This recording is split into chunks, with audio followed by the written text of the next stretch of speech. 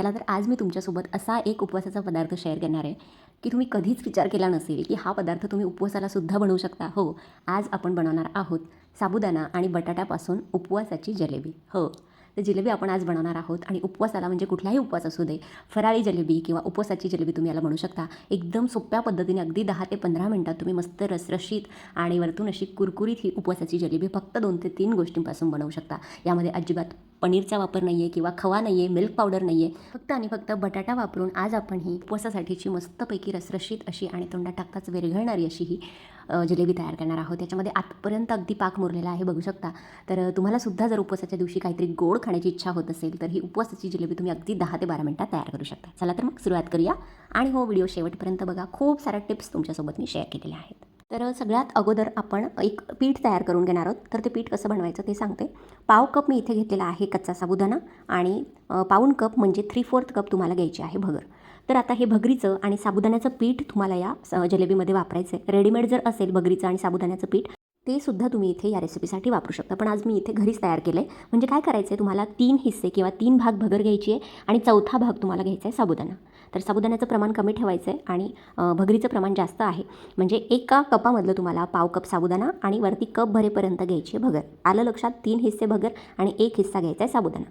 मस्त बारीक fine powder केल्यानंतर 1 ते 2 वेळेस छान सुजीच्या किंवा मैद्याच्या चाळणीने तुम्हाला ही जी पावडर आहे किंवा हे जे पीठ आहे ते चाळून घ्यायचं आहे.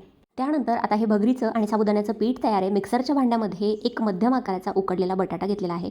बटाट्याचं प्रमाण आपल्याला खूप जास्त ठेवायचं नाही आहे, नाहीतर मग आपली जलेबी जी आहे ती कुरकुरीत होणार नाही, मऊ पडेल.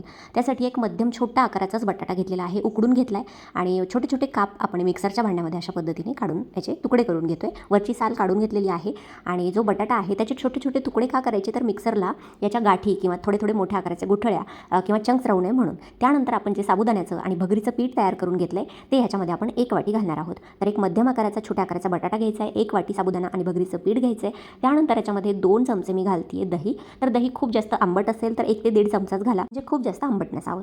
तर 5 ते 6 मिनिटांपर्यंत छान मस्तपैकी एकदम फाईन पेस्ट होईपर्यंत किंवा बटाट्याचा एकही छोटासाही तुकडा याच्यामध्ये राहत नाही आहे तोपर्यंत आपण याला फिरवून घेतलं. बघू शकता, बटाट्यामुळे एक त्याला मस्त चिकटपणा येतो आणि जसं मैद्याचं बॅटर आपण भिजवतो किंवा खमीर वगैरे आल्यानंतरचं आंबवल्यानंतरचं पीठ जसं दिसतं त्या पद्धतीचं पीठ इथे तयार होतं. तर आता हे जे पीठ आहे त्यापासून आपण जलेबी बनवू शकतो. त्याआधी एक काम करायचं, याच्यामध्ये अगदी चिमूटभर म्हणजे चिमटीलाही कमी, एकदम कमी तुम्ही याच्यामध्ये खाण्याचा सोडा घालू शकता. जर आवडत नसेल नाही घातला तरी चालेल. मी थोडासा सोडा घातलेला आहे आणि अगदी 1 थेंबभर मी फक्त इथे ऑरेंज लिक्विड फूड कलर वापरला आहे. जर तुम्हाला इथे फूड कलर वापरायचा नसेल तर स्किप केला तरी चालेल. मस्तपैकी ती सुद्धा बिना कलरची जलेबी तयार होते, पण इथे दिसायला थोडीशी छान दिसावी म्हणून मी थोडासा रंग याच्यामध्ये मिक्स केला आहे. व्यवस्थितपणे छान 2 ते 3 मिनिटांसाठी फेटून घेऊया आणि फेटल्यामुळे काय होतं, आपली जी जलेबी आहे ती हलकी होते, कुरकुरीत होते आणि मस्तपैकी आतपर्यंत तो पाक जो आहे किंवा शुगर सिरप आहे ते आतपर्यंत शोषलं जातं. आता हे मिक्स करून झाल्यानंतर आपण 5 मिनिटासाठी साईडला ठेवू देऊया. तोपर्यंत आपण इथे जलेबीसाठीचा पाक तयार करून घेतो आहे. तर पाकासाठी आपण इथे 1 कप घेतली आहे साखर आणि त्याच कपाने आपल्याला 1 कप घालायचं आहे पाणी. तर इथे समप्रमाणात आपल्याला पाणी वापरायचं आहे. जेवढी साखर आहे तेवढंच पाणी वापरायचं आहे. तर मस्त आपल्याला पाक तयार करून घ्यायचा आहे. या जलेबीसाठी अजिबात 1 तारी 2 तारी पाक तयार करायचा नाही. फक्त साखर विरघळली की थोडंसं आपल्याला 2 ते 3 वेळेस ना हा जो पाक आहे तो उकळवून घ्यायचा आहे. 2 ते 3 वेळेस उकळ्या काढल्या की आपला मस्त छानपैकी जलेबीसाठीचा पाक. त्यानंतर आपण इथे साखर विरघळल्यानंतर थोडीशी पाव चमचा वेलची पूड घातलेली आहे. हवं असल्यास तुम्ही केशर काड्यासुद्धा घालू शकता. आता हा जो पाक आहे बघू शकता, तार याची कुठलीही तयार झालेली नाही आहे. 1 तार नाही, 2 तार नाही, आपल्याला तो पाक नकोच आहे. जलेबीसाठीचा पाक जर खूप जास्त घट्ट झाला तर तो आतमध्ये शिरणारच नाही किंवा जिलेबी सोकच करणार नाही. त्यासाठी आपल्याला चिकट असा हलकासा बोटावरती घेऊन बघितला की थोडंसं तेल लावल्यावर हाताला कसं चिकट जाणवतं त्या पद्धतीचा पाक हवा आहे. खूप जास्त आपल्याला इथे ताराचा पाक नको आहे, चाचणीचा पाक नको आहे, हे लक्षात ठेवा. त्यानंतर पाक उकळला आहे. आता गॅसची फ्लेम मी बंद करण्यापूर्वी याच्यामध्ये अगदी 2 थेंब ऑरेंज फूड कलर टाकलेला आहे. सुरुवातीला सांगितल्याप्रमाणे कलर जर स्किप करायचा असेल तर याच्यामध्ये नाही घातला तरीही चालेल.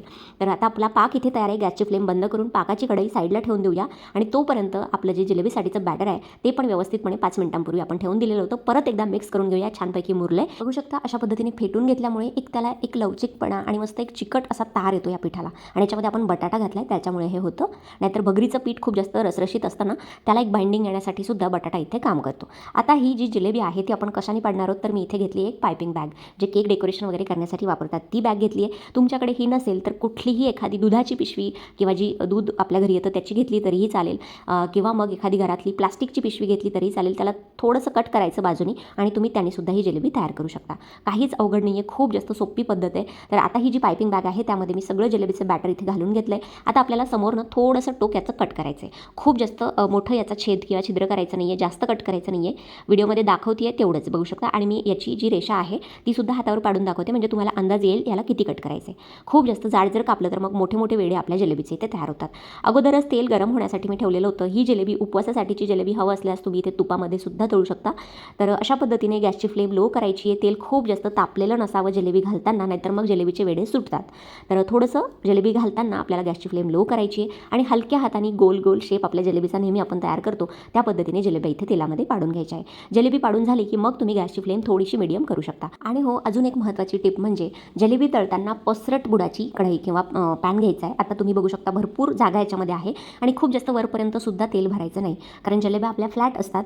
त्यासाठी काय करायचं, फ्लॅट बुडाची किंवा बॉटमची कढई आपल्याला वापरायची आहे. गोल बुडाची जर कढई वापरली तर आपल्या 1 ते 2च जिलेब्या आपल्याला त्याच्यामध्ये तळता येतील आणि त्याचा आकारसुद्धा व्यवस्थित राहत नाही. त्यासाठी ती सुद्धा एक गोष्ट इथे लक्षात ठेवायची. तर बघू शकता आपल्या जिलेब्या दोन्ही साईडनी मस्तपैकी कुरकुरीत होईपर्यंत तळून तयार आहेत. खूप जास्त डार्क रंगावरती तळायच्या नाही. अशा पद्धतीने व्हिडिओमध्ये ज्या पद्धतीने दाखवले तशा मस्त तळून घ्यायच्या आणि लगेचच आपला जो पाक आहे त्यामध्ये आपण या 2 मिनिटासाठी फक्त मुरवून घेणार आहोत. खूप जास्त वेळ पाकामध्ये जिलेबी ठेवायची नाही, कारण याच्यामध्ये आपण बटाटा घातलेला आहे, त्यामुळे ही जिलेबी मऊ पडण्याची शक्यता असते. एकदा 2 मिनिटं एका साईडला 1 मिनिट आणि दुसऱ्या साईडला 1 मिनिट ठेवलं तरीसुद्धा इनफ आहे. लगेचच जिलेब्या ज्या आहेत पाक मुरल्यानंतर आपण 2 मिनिटांनी प्लेटमध्ये काढून घेऊया. तर मस्त एकदम रसरशीत अशी ही आपली उपवासाची बटाटा जिलेबी इथे तयार आहे आणि खाल्ल्यानंतर खरंच मंडळी कुणीही म्हणणार नाही की ही उपवासाची जिलेबी आहे. इतकी जास्त छान लागते चवीला आणि याच्यामध्ये बटाटा घातला हे कुणालाच कळणार नाही, इतकी जास्त छान लागते. तर नक्की एकदा तुम्ही रेसिपी कुठल्याही उपवासाला किंवा उपवास नसेल तरीसुद्धा ट्राय करू शकता. अगदी 12 ते 15 मिनिटात तयार होते राव. तर करायलाही खूप जास्त सोपी आहे, प्रमाणही खूप सोपं आहे. आणि हो, जर तुम्हाला इमरतीची डिझाईन आवडत असेल ना तर ते सुद्धा दाखवते बघा आता व्हिडिओमध्ये. तर काय करायचं, सुरुवातीला 4 ते 5 वेडे घ्यायचे आणि त्यानंतर मस्त आपण जसं फुल काढतो ना, फुलाची डिझाईन, फ्लॉवरची डिझाईन, त्या पद्धतीने करायची आणि शेवटचं जे टोक आहे किंवा शेपूट आहे ते मध्ये ओढत आणायचे, म्हणजे काय होतं जिलेबीचे वेडे सुटत नाही. तर गोल आकाराची जिलेबी तळताना सुद्धा ही गोष्ट लक्षात ठेवायची, शेवटचा वेडा मध्ये आणून सोडायचा आणि मग ती जिलेबी अजिबात तेलामध्ये सुटत नाही. तर ही सुद्धा इमरतीच्या आकाराची जी जिलेबी आहे ती सुद्धा मी तळून घेतली आहे मस्त कुरकुरीत होईपर्यंत आणि त्यानंतर गरमागरम तेलामध्ये 2 मिनिटासाठी मुरवून घेतली आहे. आणि हो, एक गोष्ट अजून इथे लक्षात ठेवायची ती म्हणजे जिलेबी टाकताना पाक आहे तो थंड नसावा, कोमट असावा किंवा खूप जास्त उकळताही नको, कोमट असायला पाहिजे, गरम असावा. कारण जर खूप उकळता असेल तर जिलेबी लगेचच नरम पडेल आणि थंड असेल तर पाक जिलेबीमध्ये आतपर्यंत मुरणार नाही. तर या गोष्टीची सुद्धा काळजी घ्यायची आहे. तर ह्या छोट्या छोट्या टिप्स जर लक्षात ठेवल्या तर तुम्ही सुद्धा कुठलीही म्हणजे उपवासाची असो किंवा मग साधी मैद्याची जिलेबी असो ती सुद्धा एकदम आरामात सगळ्या टिप्स जर लक्षात ठेवल्या तरीसुद्धा घरच्या घरीच तयार करू शकता. तर ही उपवासाची जिलेबी आतपर्यंत रस मुरलेली आहे बघू शकता, एकदम छान रसरशीत झाली आहे. करायला सुद्धा अगदी सोपी आहे आणि घरातल्या साहित्यात तयार होते. ना खवा, ना मिल्क पावडर, ना पनीर आपण इथे वापरलं आहे. तर फक्त बटाटा, थोडासा साबुदाणा आणि भगरीपासून तयार झालेली ही तर ही उपवासासाठीची खास अशी फराळी जिलेबी तुम्हाला कशी वाटली ते सुद्धा मला कमेंट करून नक्की सांगा. आणि हो, ह्या उपवासाला येणाऱ्या आषाढी एकादशीला ही रेसिपी ट्राय करायला अजिबात विसरू नका. आणि नेहमीप्रमाणे आजचा व्हिडिओ जर तुम्हाला मनापासून आवडला असेल तर मनापासून लाईक करा, शेअर करा आणि ज्या ज्या लोकांना गोड खायला खूप आवडतं त्यांच्यासोबत हा व्हिडिओ शेअर करायला सुद्धा विसरू नका. आणि असेच नवनवीन व्हिडिओज, नवनवीन रेसिपीज आपल्या चॅनलवरती बघण्यासाठी आपल्या चविष्ट महाराष्ट्र या मराठी यूट्यूब चॅनलला सबस्क्राईब करायला सुद्धा विसरू नका. चला भेटूया पुढच्या व्हिडिओमध्ये. तोपर्यंत धन्यवाद. Thanks for watching. Take care. Bye bye.